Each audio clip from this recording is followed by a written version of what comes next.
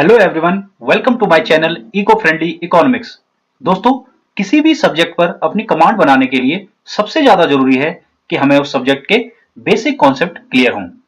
Micro economics यानी व्यष्टि अर्थशास्त्र का एक ऐसा ही कॉन्सेप्ट आपके लिए लेके आया हूं जिसका नाम है उपयोगिता की अवधारणा। यहां पर सबसे पहले मैं आपसे एक सवाल पूछना चाहता हूं कि किसी भी वस्तु का प्रयोग हम क्यों करते हैं। इसका जवाब है उस वस्तु में छुपी हुई उपयोगिता के कारण। अब एक शब्द और आता है उपयोगिता। उपयोगिता का क्या अर्थ है? उपयोगिता का अर्थ है किसी भी वस्तु का वह गुण जिसके कारण वह हमारी किसी आवश्यकता की पूर्ति करता है, उस वस्तु की उपयोगिता कहलाती है। यानी जब हमें भूख लगती है तो हम खाना खाते हैं, यानी खाने में क्या उपयोगिता छुपी है? हमारे भूख को शांत करने की उपयोगिता खाने में छुपी हुई है। दोस्तों, मुझे उम्मीद है कि अब आप समझ चुके होंगे कि हम किसी वस्तु का प्रयोग क्यों करते हैं और उपयोगिता क्या होती है। दोस्तों, अब हम देखेंगे कि उपयोगिता को किस प्रकार बांटा गया है। उपयोगिता को तीन प्रकार से बांटा गया है। पहली प्रारंभिक उपयोगिता, दूसरा सीमांत उपयोगिता और तीसरा कुल उपयोगिता। तो आइए हम देखते हैं प्रारंभिक उपयोगिता क्या होती है। प्रारंभिक उपयोगिता किसी भी वस्तु की पहली इकाई का जब आप उपभोग करते हैं तो उससे जो आपको उपयोगिता या संतुष्टि फील होती है वही प्रारंभिक उपयोगिता है। इसको एक एग्जांपल से समझेंगे। आपको बहुत भूख लगी है, आप पिज्जा खाने गए।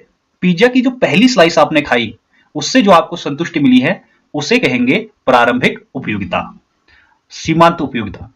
दोस्तों, सीमांत उपयोगिता अर्थशास्त्र में बहुत ही ज्यादा इंपॉर्टेंट कॉन्सेप्ट है। आप किसी वस्तु की कितनी इकाइयों का उपभोग करेंगे वो सीमांत उपयोगिता पर ही निर्भर करता है।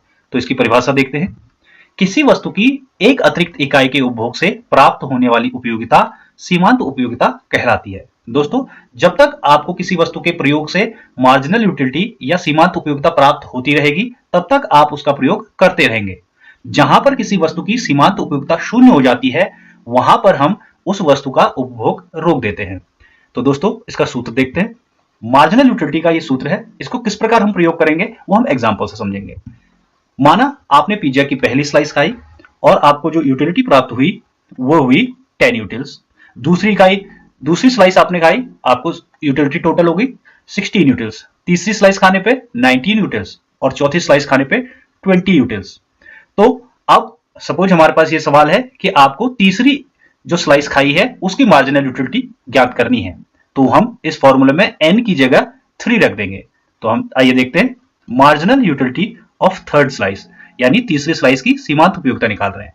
टोटल यूटिलिटी यानी कुल उपयोगिता ऑफ, यहां n क्या है 3, क्योंकि तीसरी स्लाइस की हम सीमांत उपयोगिता निकाल रहे हैं, minus total utility of n minus 1, sorry n minus नहीं क्योंकि n तो यहां पर 3 है तो 3 माइनस 1। ठीक है, अब इसको आगे सॉल्व करेंगे। Marginal utility of third item, तो total utility of third item क्या है, sorry total utility of third slice of pizza क्या है 19, तो यहां पर आ जाएगा 19 और 3 माइनस 1 2 हो जाएगा, यानी total utility of second slice 16, तो माइनस 16।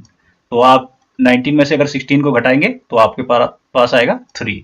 तो यानी marginal utility of third slice is 3। Next हम सीखेंगे टोटल यूटिलिटी।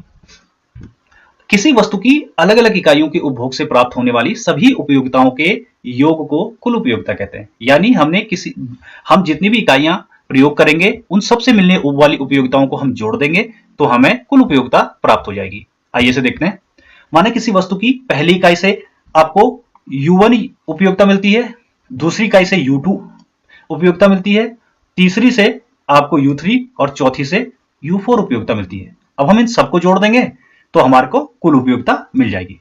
दोस्तों, उम्मीद है कि आपको प्रारंभिक उपयोगिता, सीमांत उपयोगिता और कुल उपयोगिता का कॉन्सेप्ट समझ आया होगा। दोस्तों, इन्हें ध्यान रखिए। नेक्स्ट वीडियो में हम जल विरोधाभास पढ़ने वाले हैं जहां पर इन कॉन्सेप्ट का हम प्रयोग करेंगे। दोस्तों, यदि आपको वीडियो पसंद आया हो तो please like, share and subscribe.